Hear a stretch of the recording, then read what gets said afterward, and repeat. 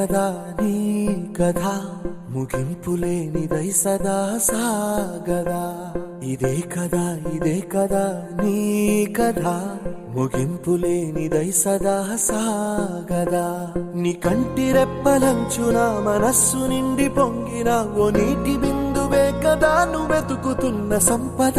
ఒక్కొక్క జ్ఞాపకానికి 100 ఏళ్ల ఆయువుందిగా, ఇంకెన్ని ముందు వేచనో అవన్నీ వెతుకుతూ పదా.